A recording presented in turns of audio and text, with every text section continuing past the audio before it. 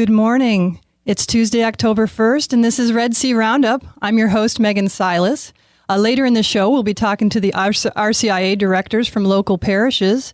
But first, let's talk about what's going on around the parishes upcoming this week. And first, I want to say hello to my producer, Dennis Maka. He's in the studio today. Good morning, Megan. How is it going? It's going great. I just wanted to talk a little bit about all the fun we had broadcasting live from Aquinas Fest this past weekend.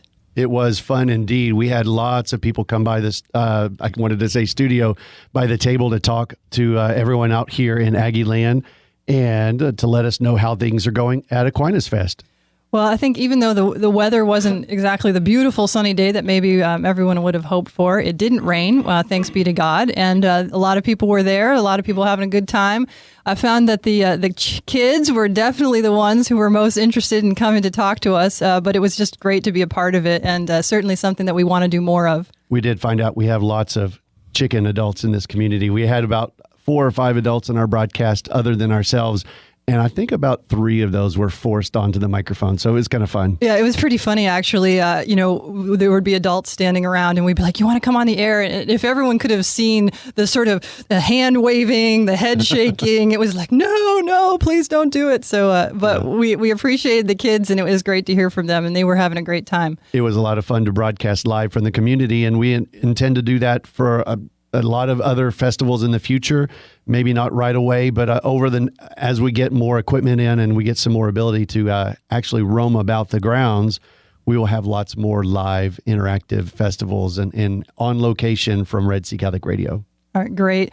Well, something that we want to do for fun today is to have a trivia question. So if you're out there, the phones are going to be open for the whole show, actually, so it doesn't need to be just about the trivia question. But if you want to call in, the phone number is 85-LOVE-RED-C. That's 855-683-7332. So the trivia question will win you a free ticket to our upcoming benefit dinner titled Oktoberfest. So it's perfect that we're doing it on the first day of October. But the event will be taking place on Thursday, the 24th of October, starting at 6:30.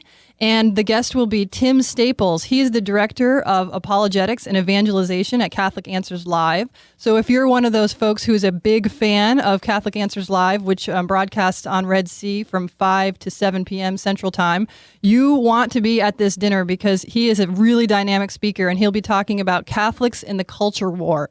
So the trivia question, call in 85-LOVE-RED-C to answer to win a free ticket to the benefit dinner. The question is, what's the difference between a sister and a nun? Oh, I know. Yeah, Dennis did know the answer to this question, so we could title this trivia question, Are You Smarter Than Dennis Maka? Yeah, so simple, a caveman could do it, something like that. Yeah, exactly. Now, I know that in this day and age of smartphones and Google, that if anyone isn't going to answer this question, then you're totally have no excuse because it's right at your fingertips. So what is that phone number again? The phone number is 85-LOVE-RED-C. That's 855-683-7332.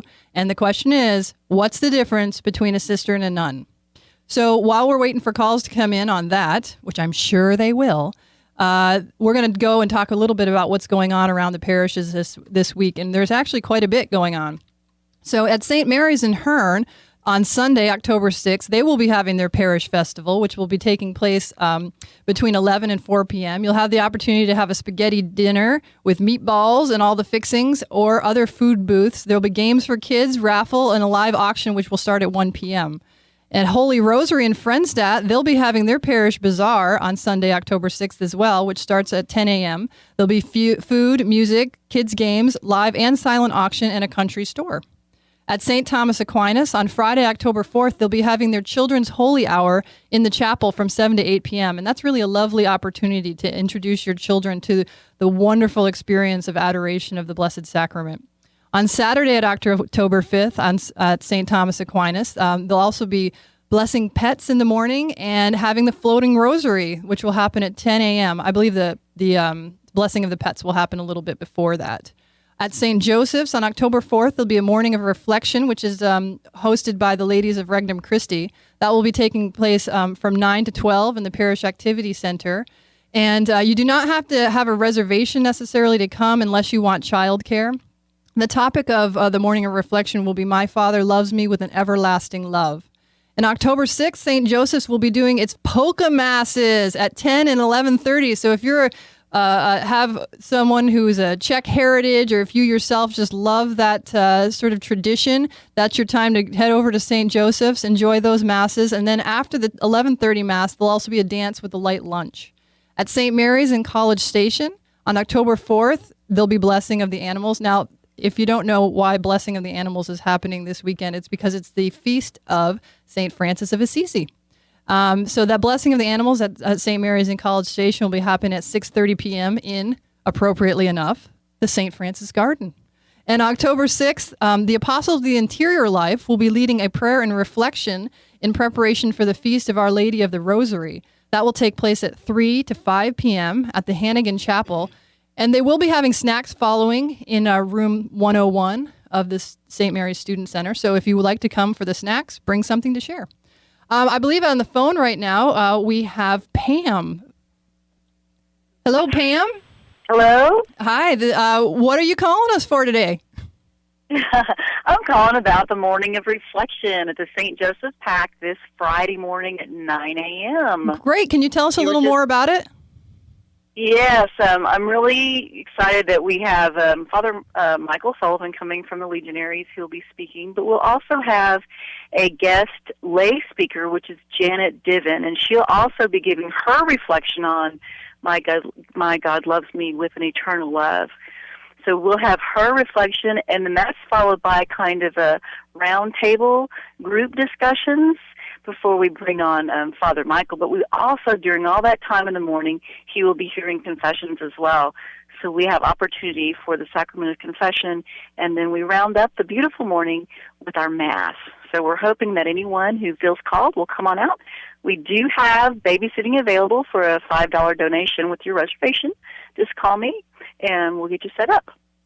Okay, and if somebody does need the babysitting, what number would they call to reach you in order to arrange that? That's 220-6796. All right, great, Pam. And so can you just tell us a little bit more about how these Morning of Reflections got started? And I know that you've been doing them for a couple years now, at least. Right.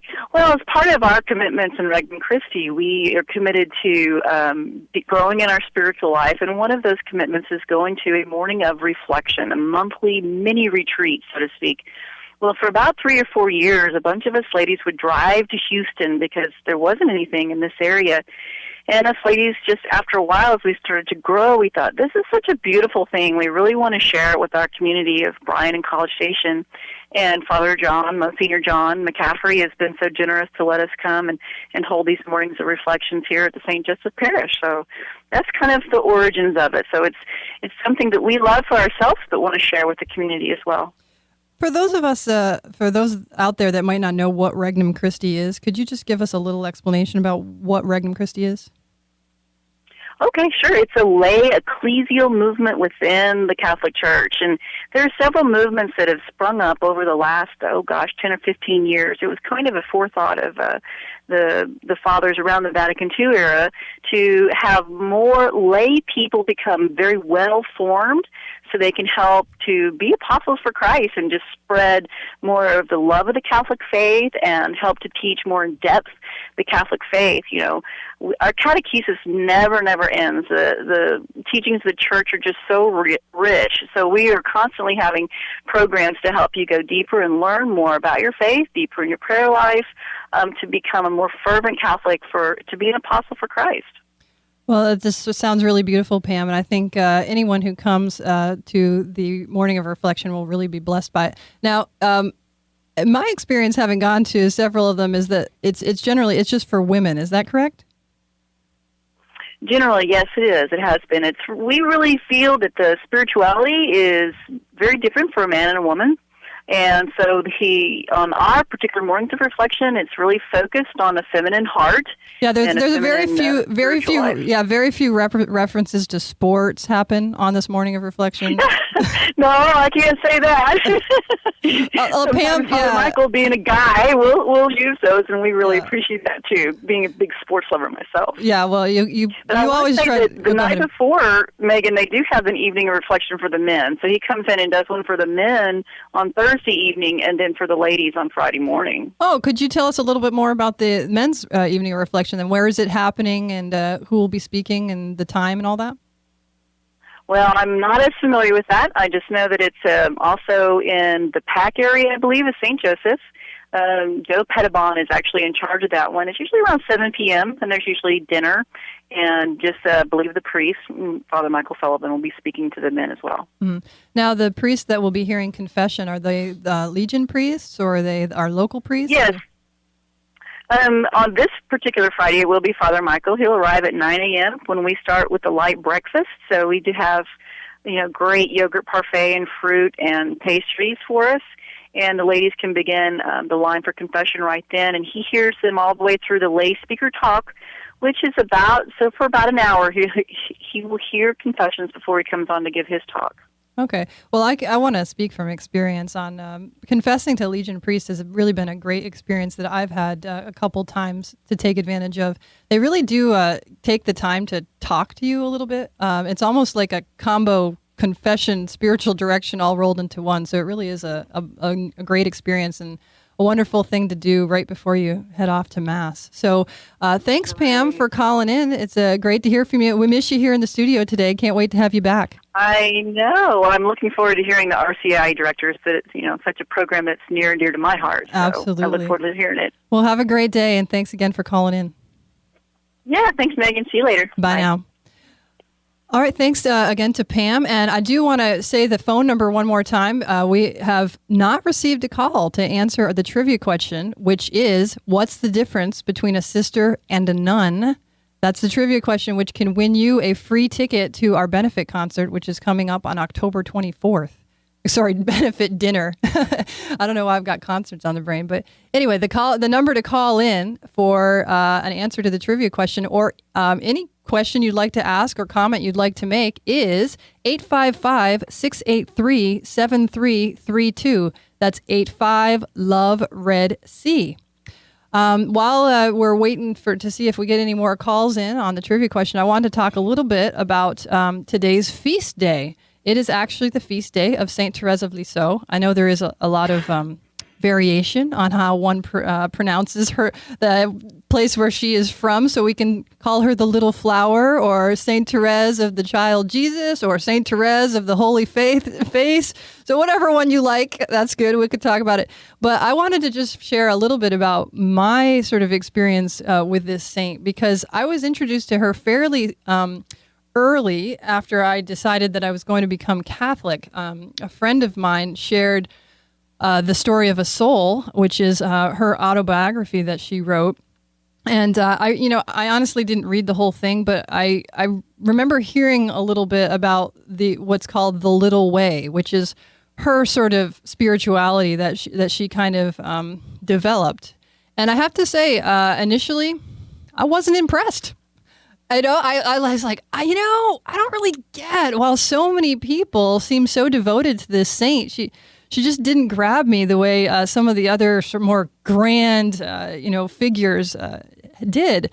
But I really did take that on myself to read more, because, understanding that so many people had a devotion to her, I figured there must really be something to that.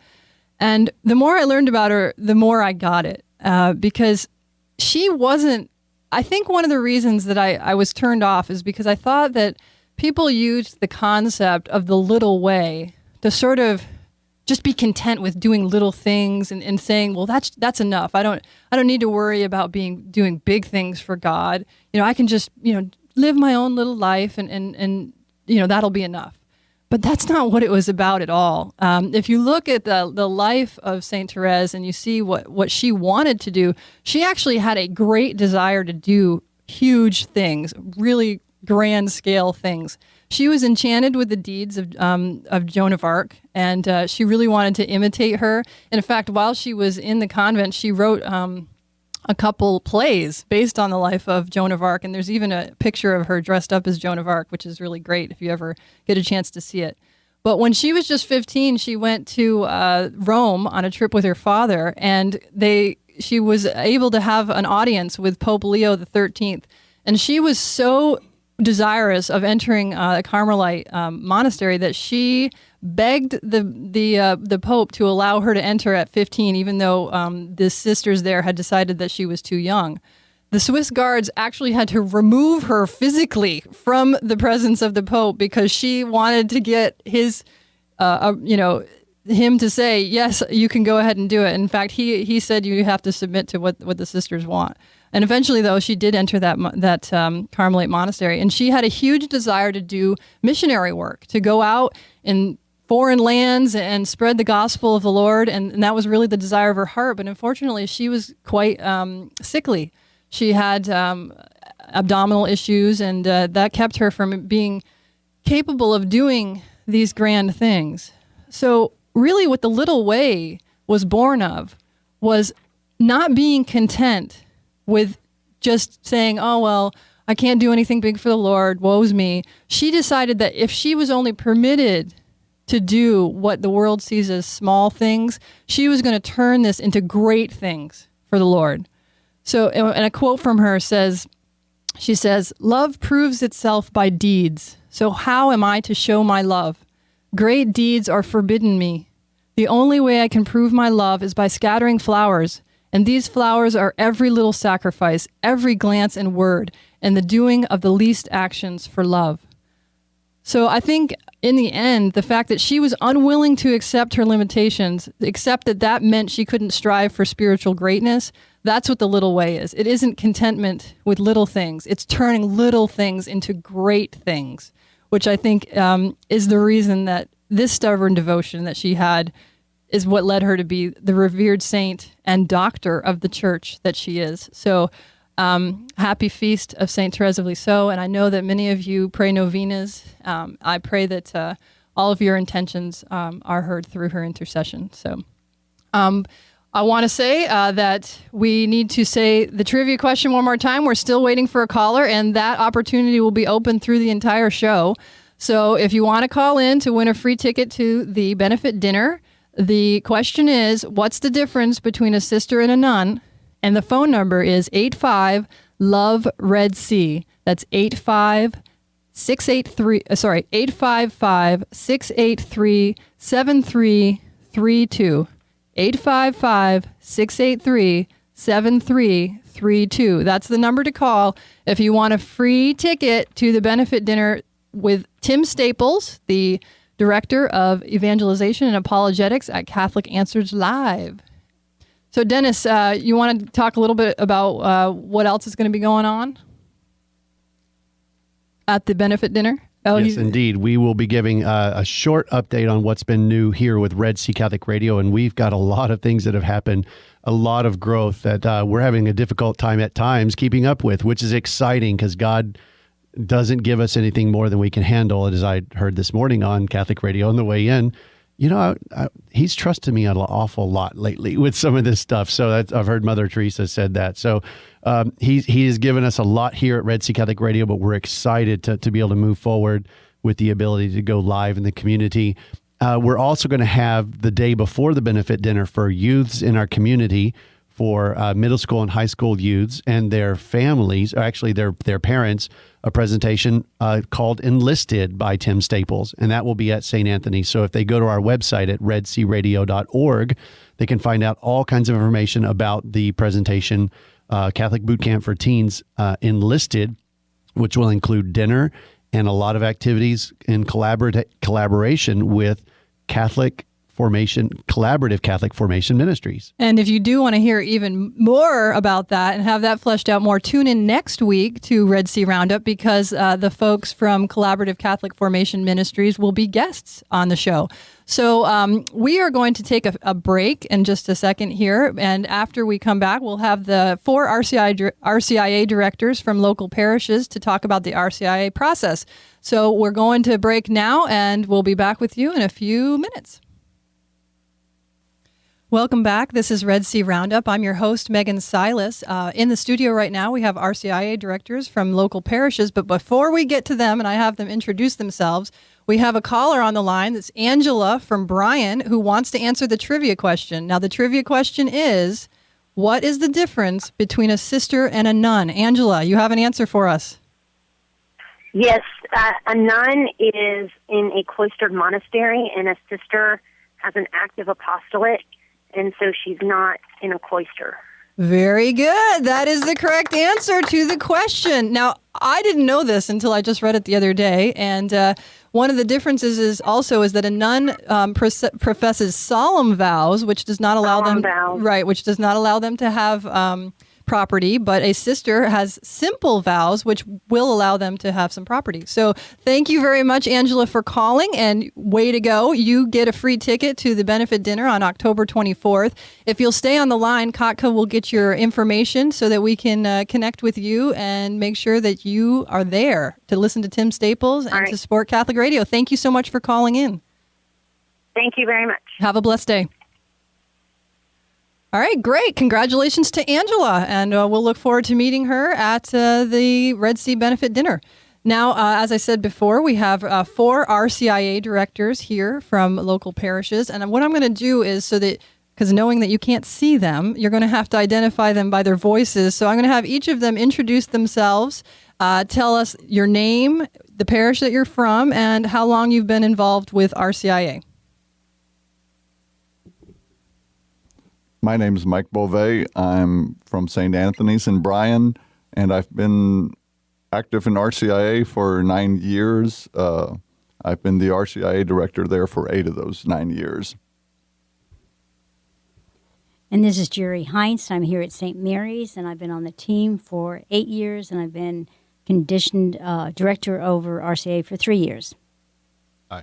My name is Dave Mays. I'm a deacon at St. Thomas Aquinas Parish, and I've been leading RCIA for 7 years there. I'm Father Ryan Higdon. I'm at St. Joseph's. I've been there for just a little over a year. This is my first year to be director or moderator over the RCIA process, but I've had experience with it throughout the seminary years. As they gave us apostolates to do, I would then go and be active in RCIA process. Oh, great. Well, maybe these seasoned veteran directors can give you a few tips. But I always forget that I take for granted that people know what RCIA stands for. So maybe we should take a moment to tell you that it stands for the Rite of Christian Initiation of Adults. And it is the standard way in this day and age that a person becomes Catholic. Now, RCIA is one of those things that's both very old and relatively new. So can one of you explain to our listeners a little bit about the history of RCIA and how it came to be what it is today? Well, RCIA is based on the principles of the early church of bringing people into the faith. And when the church began with the apostles, through the years, it was persecuted. So the process of identifying those truly interested in joining the church was rather difficult. So the process was fairly long, and the idea was to bring the people into the faith gradually. And there was a preparation period for 40 days prior to them joining the church at Easter. And so that model has been redeveloped in the modern age, and we still use it. We don't take quite as long as they did in the early church anymore. It's not the whole 3 years, but we really don't put a timetable on it. It's however long it takes someone to decide, this is what I really need to do with my life. This is what I really am called to do. And so we still have a preparation period. We call it Lent. And so this is maybe news to most people, but Lent is basically part of RCIA. has always been a preparation period to prepare us for Easter. Now, certainly it's not as necessarily going to be as long as 3 years, although for some people it might be if it takes them that long. But for someone who's gung-ho like I was and who really wants to just bang it out and do it in the quickest amount possible, often you start in the fall and then you come in at Easter Vigil. Now, I think a lot of people still look at that time period and think, well, that's a really long time. If you're someone who's just, I want to be Catholic, I want to be I want to do it, I want that Eucharist. If someone's like that, how do you explain to them why the time? Why do we have to wait? Because I think, especially when you've got a lot of other Protestant denominations where it's like, it's an altar call and wham, bam, thank you, ma'am, you're in. It's this sort of drawn out process. What would you explain to people why that is? Yes. Well, we like to say that the church in its wisdom has decided that this is not like a defensive driving course where you can kind of get it done in a weekend. And I can tell you RCIA is much less boring than a defensive driving course. Having taken 2 of them and wanting to just end my life because they were so boring. But it takes time. The church is not interested in turning out people who are just give so much lip service to the faith. What we want are disciples, and that takes time to wrestle with the issues, to come to understand the faith, not just in an intellectual way, but also to live it, to experience it spiritually. And if you're honest with yourself, there's some things about the Catholic Church that, especially coming in new, that are either new to you, foreign to you, or that you can't stand. And it takes a while to sit with the faith, understand, and prayerfully discern what it is that the church is actually teaching, and then to embrace it if you can. I also think it's important, this is Father Ryan again, to remember that it's a journey, it's a pilgrimage. And while it may take time for maturation and discernment to struggle with the issues, the very, very key issue of it is, how long does it take you to encounter Christ? At what point along the journey are you going to, in discussion with others, find him among you? And, remember, it took a while for the disciples to go from Jerusalem to Emmaus. And it is throughout that process, even though Christ was right there with them, helping them struggle with the issues, it wasn't till the end that they truly saw Christ in each other and around them. And it just takes a while for that personal encounter to develop. And oftentimes that doesn't, for some people it does happen, like with a flip a switch, but you sometimes it takes time. And I think here at St. Mary's, at least we use that journey to Emmaus as a beginning picture. In other words, because it gives the folks a chance to see that it is a journey, and we're doing the exact same thing that the folks back in Jesus' time did. But also, RCIA also includes things like rites, and that they tend to lend towards the whole avenue of I'm becoming Catholic, and what's it mean? And they're beautiful. They're the traditional rites of the church, rite of acceptance, rite of welcoming. And throughout the period, whether it be 23 weeks or 22 weeks or whatever each parish decides, because we all have different programs, but it's very much along the lines of getting the people prepared. But also, as a teacher, I learn something new every week, because all of us are always on a journey of faith. Do you think you could explain to us a little more about this concept of rites? Because I know that for some people, I think that's actually a scary word, because the only rite they ever think of are the last rites. So could you just describe a little bit what happens in these rites, what's involved, and what could people expect? Well, the rite of acceptance is the first portion of it. In other words, the first RCIA in most traditional parishes are split into 2 semesters. As a college town, we were familiar with that. But the rite of acceptance is at the very beginning, at the end of the first part of RCIA. And this is where you actually say, this is what I want. And it really involves signing your name to a book that becomes very much a part of our church history here at St. Mary's or here at St. Joseph's or at all our other parishes. And that's a commitment. And then in the springtime, when we have the bishop come, and our bishop does come to our area, and we all get together down at St. Thomas in their beautiful church, and he literally says, come on, you are now the elect. You're coming in the church at Easter time. Yeah, that is actually a really beautiful service, the rite of election, because you see what happens is they all the different RCIA groups from around come together, And it's so amazing to see all these adults who have decided, I choose the Catholic faith. I am called to be in this church. And I think sometimes, even in this day and age, I know that when I decided to become Catholic, and I actually, told some people, and some Catholics responded, "Why? Why would you want to become Catholic?" So it's such a blessing to see all these individuals who have come to this conclusion that they want to be part of the fullness of truth. I think it's very important, again, Jerry kind of hinted on it, where the first rite says, I want to do this. I think this is something I want to do. I'm excited about it. And the second rite, the church says, I want you. I accept you. I love you. Come join us. And, that's something we all kind of very much understand when we think about the espousal relationship. And that's really what we have as a relationship with Christ and Mother Church. It's very much a spousal relationship where one says, I like you, and the other says, well, I like you back.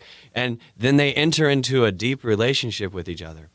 That same thing existed for me entering into the priesthood. We had an inquiry period where I kind of spent 8 years saying, I want this. Right. And then there's this moment where the church says, well, okay, after 8 years of watching you and studying you, we want you. And it's called the acceptance, where you are accepted as a candidate. And we jokingly, I came out of, when they told me that, I came out and told my brothers, like, she said yes, So it's that very much that moment where the church says you're going to enter into the church. Well, I think that concept of the spousal relationship, especially, for people who are in RCIA and they're preparing to receive Christ in the Eucharist, and that is often thought of as a very physical communal relationship, almost like your marriage union. And I think that really does speak to the length of it. I mean, what do we think about when you have a person who gets married after they've been dating for a couple weeks? I mean, we don't tend to have a lot of faith that relationship is going to last. But if you spend the time and get to know each other, that deepens the commitment and the union. Well, I even think if marriage, there's a little bit of a cross involved with marriage, and not that it's a horrible cross or anything. It gives life very much so, but the two begin to work on each other. And Lent, Mike was already talking about how it's a period of preparation. Just before Lent, we have that moment where the church says yes, and then Christ goes to work on you through the scrutinies, where he begins to prepare you physically and spiritually and emotionally for entrance into the church. Just as a married couple begins to physically and spiritually prepare for that moment of union. Can you talk a little bit more about the scrutinies? Well, part of the preparation process is, of course, an internal aspect. We look at ourselves and we say, I'm not perfect. And a lot of us don't like looking at ourselves and saying, I'm not perfect. But the scrutinies basically is the opportunity for you to look at the things inside that you need to work on, to fix.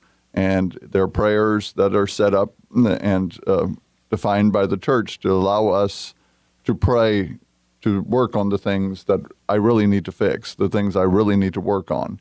I think the church, in their wisdom, really set up the process of RCIA to take a little bit of time, because so often we decide to join something without knowing what it is we're joining.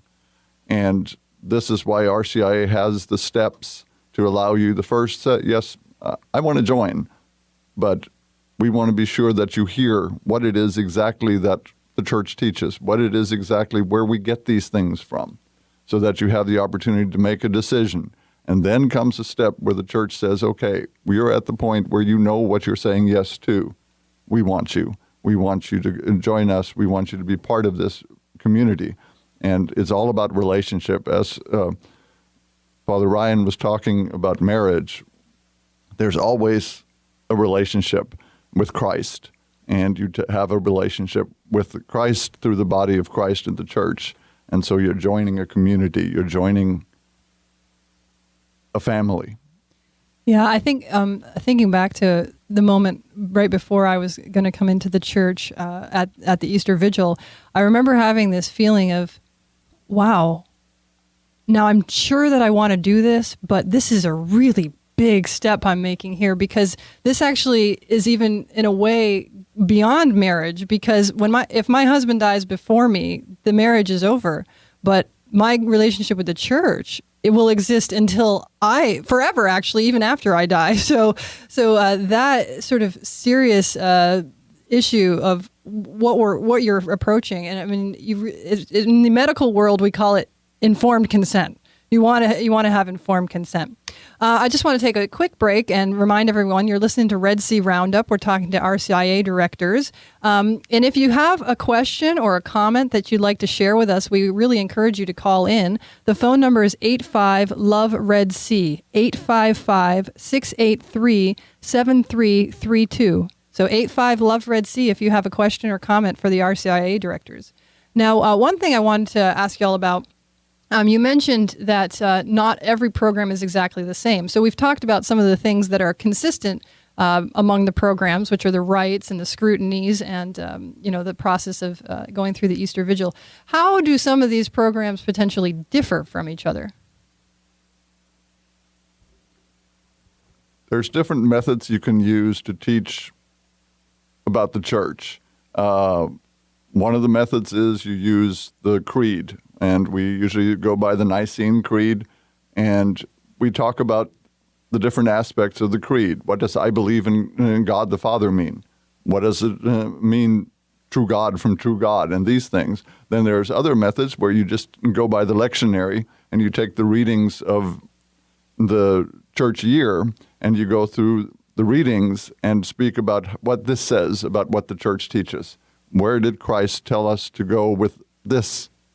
And so you can take it from different aspects, and there's a lot of resources available for RCIA, and we can take advantage of those and structure the program to fit the community that you're talking to. It varies from year to year. We get different groups, different interests, different levels of engagement, and so we try to tailor the presentations to the group that we have in front of us. So it varies from year to year. Let's talk a little bit about some of those different groups, because I really do think there are some defined groups that kind of fall in. So, Jerry, let's start with you, because you're dealing with sort of a unique situation, because you're at St. Mary's, which is very much devoted to the students here at Texas A&M and Blinn College. So you're dealing with students who potentially are kind of on their own, really for the first time in their life, maybe away from home, and to make a big decision to come into a new faith. I think there could potentially be some challenges there. Absolutely. In other words, we have a unique audience. I love that word, unique. Every year right now we have over 70 people in the class that are seeking. Now, not all those people will make that decision, but many of them will stay with us until Easter. And I've been known to have 5 people the week before Easter say, I've changed my mind. But they come back the following year, and they're still in the journey, okay? And we do a little bit different than Mike does at St. Anthony's. We have about a 23-week organized schedule, if you will, of classes on different topics. We start off with the very basics of Catholicism, Trinity of creation, the role of Mary, the Eucharist. Second semester is donated completely to the sacraments. Okay, because that is so much a part of being a Catholic. But it's in our case, we start at 7:30 every Tuesday night. We finish at 9:30, so it's a 2-hour commitment every week. And we start with prayer, because we think that's real important, as you know, in Catholic Church. And we end with prayer, because we send them off with that. But after the prayer, we then go into a lecture, okay? Because, again, you have college kids who are used to lectures. Right. And they're anywhere between 35 and 45 minutes. And on these various topics. And then we go back to small group discussions. And Father Ryan understands how we think at St. Mary's, and that is small faith community. Mm-hmm. Those small discussion groups are very much a part of our RCIA process. In other words, you have at least 2 members on the team that were considered team leaders at the small group discussion, and they serve as the people who will guide their people at the table through the RCIA journey. And so it's nothing to have these people go to Mass together outside of Sundays once a week, or to go for breakfast once a week, but to be there when there are questions. In other words, I really still don't understand the role of Mary. Well, let's talk about it, okay? And then, as I said, it's very much different, okay, schedule. We're also very blessed to have a lot of talent in this area, in the area of theology. We have a lot of folks that have masters of theologies. We have 3 sisters here at St. Mary's. We have 3 priests at St. Mary's. We have priests in other parishes and deacons in other parishes who've been very good to us. So we think we have a really strong program, but it's an academic program. Right. Deacon Dave, do you think you could talk a little bit about another group, which I think is common to come through RCIA, which is the group of people who are marrying a Catholic and who have decided, okay, well, my spouse wants me to become Catholic, and I'm okay with that. So we want to be on the same page. I think that they might have some different challenges, because where a student might be coming to RCIA with this real desire to really be part of the faith, potentially the spouse might just be kind of along for the ride. So how do you minister to those folks differently? Well, Megan, that's close to my heart, because that's exactly how I came into the church. Of course, I was a bit more hard-headed than most people. It took me about 25 years and walking out of 2 or 3 RCIA programs, but I did marry a holy woman who kept praying for me all that time, and thank God I finally saw the light. But yes, we do have, I'd say maybe half the people in our program, and this is RCIA at St. Thomas Aquinas is a bit different, at least in time. We offer it on Sunday mornings, and we've been doing that for about 7 years and found that to be a good time for people. We were able to help with their, they come to the 8:30 Mass, and then they just stay on for RCIA. But about half of our people are in that situation where their spouse is Catholic, and they're either more or less against their will or more enthusiastically wanting to become Catholic. And the thing to guard against, of course, is that, and we tell them over and over, that this has got to be your faith. You can't be doing this for any reason other than that, because that's the definition of faith. It's your own. So we work with those people. We typically have maybe 20, anywhere between 15 and 30 people, inquirers. Not all will continue, but we have about as many team members, and so we try to have what's close to a one-on-one relationship across team members and inquirers, and that helps sort out issues and things. And we find some of our most enthusiastic people on the team are those who have gone through RCIA within the last couple of years, and so that works well. Yeah, I'm sure it's a real blessing when you have the experience of seeing someone who's maybe come in, maybe not of their own will necessarily, or at least, begrudgingly, and to have that sort of light bulb come on and say, I want this. It's not just because my spouse wants it or whatever. I want this. And I'm sure that you see those sort of light bulb moments a lot in RCIA. And that is truly the most exciting time. Yeah. It is to see how the Holy Spirit works in people's lives. People who, in the first month are there with their arms folded, patting their feet, watching the clock, waiting for it to get over, and then, the complete turnaround. Yeah. Father Ryan, could you talk to us a little bit about sponsors in the RCIA process? Sponsors are those people that are often either close to them personally or someone who is mature in the faith, and we would prefer the mature in the faith person. So oftentimes people choose a sponsor who is they know and are comfortable, but that's not always the wisest choice, because their role is to sit back and to be that safe person that the inquirer can go and ask those what they would feel perhaps are ridiculous questions. It's questions that, I feel silly asking this one, but who's Mary? You guys keep talking about her, but I don't quite get why she's important. Oh, she's Mother of God. What does that mean? The questions that someone may not want to ask out in a big group. They're also the person who begins to challenge them. Says, you're in this RCIA process, but I haven't seen you at Mass in the last 3 weeks. Maybe that's probably something that you should be doing. I know you can't participate fully, but to understand is to pray with your full body, and you've got to show up. You can't just pray in spirit. So it's this walk of faith for the person, that this is their companion, truly, for the rest of their life in some cases. And they pray over them, pray with them, fortunately, they should be meeting with him regularly outside of the meetings themselves. And they then are their sponsor for confirmation. They are the equivalent of an adult godparent. And this is someone who plays that parent role in their life, because they may be an adult, but in the terms of their faith life, they're sometimes an infant. And they can rapidly mature and they can rapidly grow, but for a little bit, they need that milk, they need that honey, they need that little bit of help. Right. I do want to say once again, if you'd like to call in and comment or ask a question for our directors here, I would love to have you do that. The phone number is 85-LOVE-RED-C, 855-683-7332. Please do call in if you have a question. One thing I did want to ask about, and Father Ryan, you kind of brought up as a sponsor might be a good person to help with this, is in addition to learning the faith through RCIA, there is a certain amount of learning of just the way you behave or the stuff you do as a Catholic. I do think when people haven't had a lot of exposure to Catholic Mass and they go in there and they just feel completely out of place. I don't know what to say. I don't know what to do. When am I supposed to stand? When am I supposed to kneel? How do you help with that process of just sort of the nuts and bolts of sort of behavior as a Catholic?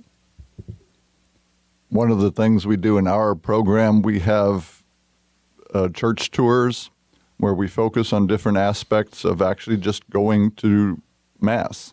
And the first part of it is the order of the Mass. Why is it set up this way? What's the purpose of kneeling? What's the purpose of standing? Do you sit because you're tired? And so we go over these things and we go over the parts of the Mass and explain, there's a reason we start with this. There's a reason why we do this when we come to this point in the Mass. This allows people, when they come to Mass, to understand, there's some intelligible reason for, the process and why we do these strange things as Catholics. And this also allows them then to ask questions. We go through the Missal and show them how to go through it and how to find, the page we're on, how to recognize, what year of what day of the year it is as far as the lectionary is concerned. And so they have some clue as to what's going on. And then we encourage the sponsors when they go through Mass to help them guide through the Mass and take a look at the Missals and everything as they're going through that process. Here at St. Mary's, we do something very similar, but we don't do it during a Mass. We take them over, and we call it Catholic aerobics. And we literally do the up and down and up and down. And it's amusing if you're an outsider, okay? But we also take them back scene, okay? And we take them to the back where many people will never go because there'll never be altar servers. There'll never be sacristans. And we show them the different parts of the church, the sacristy, the gathering hall, et cetera, and explain it. And I think Mike's right. It takes a lot of the mystique out of it, okay? I know the very first time we did it, I was not an altar girl because I'm old enough that we didn't have altar girls when I was young. God bless Vatican II. But I saw where you actually clean the vessels, and I didn't realize how you clean them and it goes directly to the ground. So, like I said, every time we have a class, I learn. But that Catholic mystique about Masses is something that, even if they'd never come into the Catholic Church, it gives them an idea of why we do what we do, because it's so important that they understand that the Catholic Church or Catholic faith is not something mysterious. It's not something hokey-pokey. It's something very important. It has great traditions. I want to talk about another group here. Let's talk about Catholics who have grown up Catholic, cradle Catholic. They know all the nuts and bolts about how I behave and what when I kneel, when I stand, what responses, but actually don't know any reason as to why they're doing these things and really don't have a good grounding in their faith. I've heard many times since I've been since in the short period of time that I've been Catholic, well, I was poorly catechized. Well, I've kind of come to the opinion that if you're old enough and mature enough to say that, you're old enough and mature enough to do something about it. So what about folks who just come to a realization that I'm Catholic, but I don't really know where all this comes from? Do you think RCIA is something that might benefit them as well?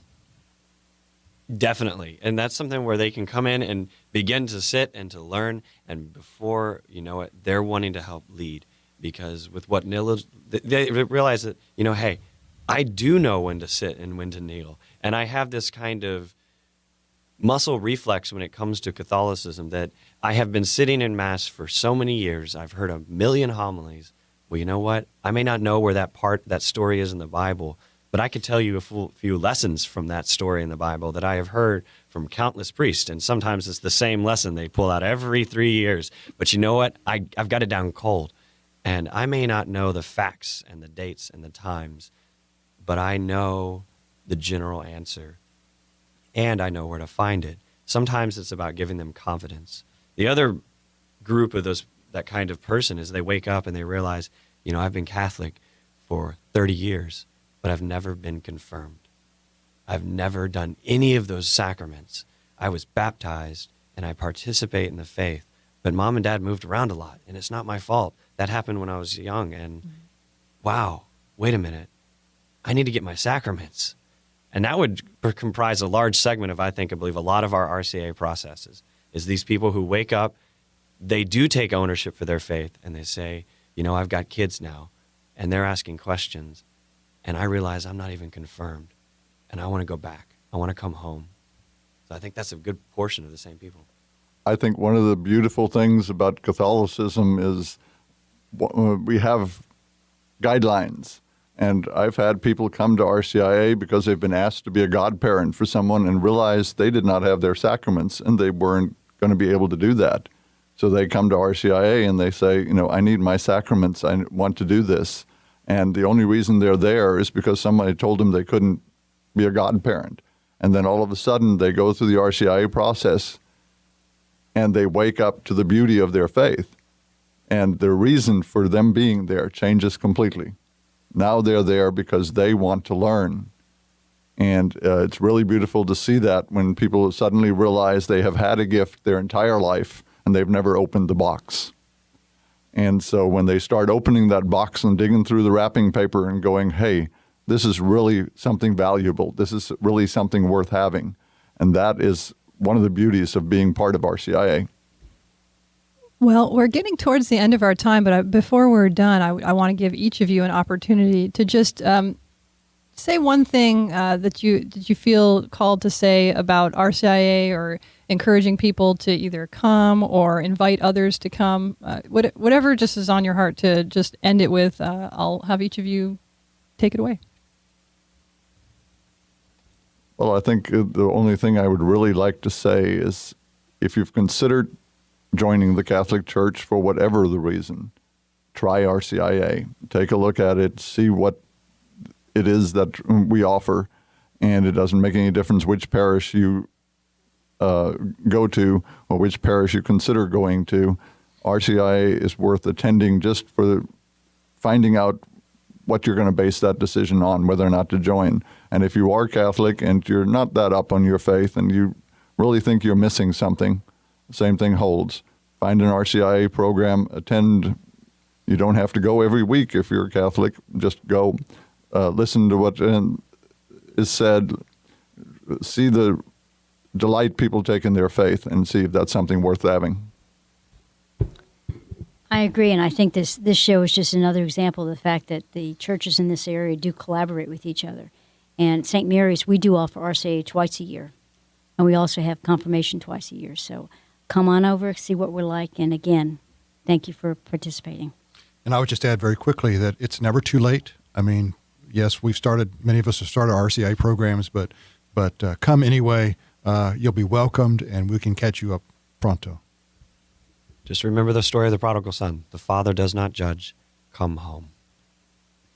Well, I think that's a beautiful way to end the discussion. One thing I will actually mention, and we could probably do a whole other show about this, but there's also RCIA adapted for children. So if you're a parent who realizes, I had my child baptized, but they're now over the age of 7 and they haven't had First Communion, and they have, there's options there for going through an RCIA process, which is particularly focused on children. So we'll have to talk more about that some other time. But I want to thank all of you for being here. Thank you, Mike, Jerry, Deacon Dave, and Father Ryan. It's been a pleasure. And we just want to encourage anyone who has any interest in the Catholic faith, please do consider RCIA. So we hope that you will join us next week. Next week, the topic that we will be discussing is youth formation for guests with Collaborative Catholic Formation Ministries. So until then, when deciding between the values of heaven and the world, always round up. Thank you, and hope to see you next week.